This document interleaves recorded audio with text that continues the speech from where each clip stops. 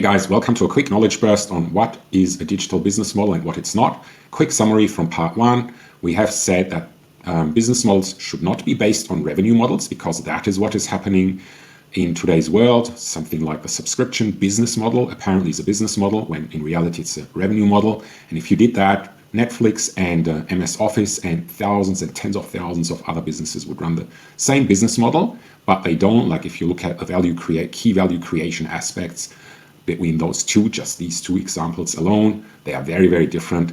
There's even differences in the details of the revenue model, despite both monetizing on subscriptions.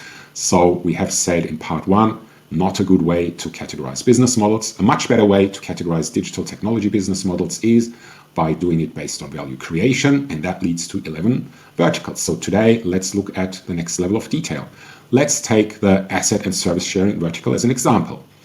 So here we have three sub-verticals consisting of service provision, asset and service provision, and asset sharing. And here, let's just briefly go through them so we understand what we're talking about.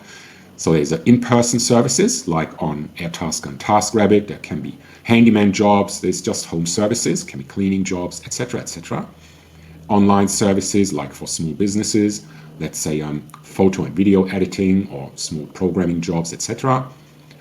It can be very specialized services like meal delivery. Now, all of these are classified as service provision, but all of them also use assets. So it's really asset and service sharing, but in these ones, the user, the customer never comes in touch with the asset.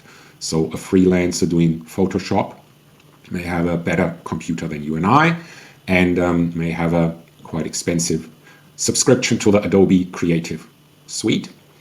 A Deliveroo driver will have quite an expensive e-bike, etc. So always an asset involved. Asset and service sharing, the biggest one is Uber. So the asset is obviously the car. In this case, the customer, the end user, comes in touch with the car. It's being transported in it, and there's a service component being the driving. So that's an asset and service provision.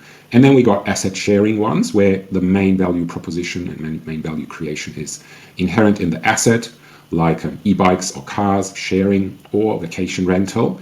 All of these also have a service component. The cars and bikes are maintained by the company or by the supply side, being the supplier, the owner of the car, in the case of, let's say, Car Next Door or Airbnb. They maintain the home, they give you fresh linens, etc. But even though we have quite a fair range of different businesses here, they are all in the same vertical, and they are in the same vertical because the main value creation aspects are very, very similar. They are done in different ways, but from a business model perspective, there are quite a lot of similarities. All of them need to attract supply-side participants. Those are the ones that have the car in the case of Uber, or that do have the tools in the case of Airtasker, who puts up, let's say, a TV on your wall, or have an e-bike to deliver the food. So those are the supply side.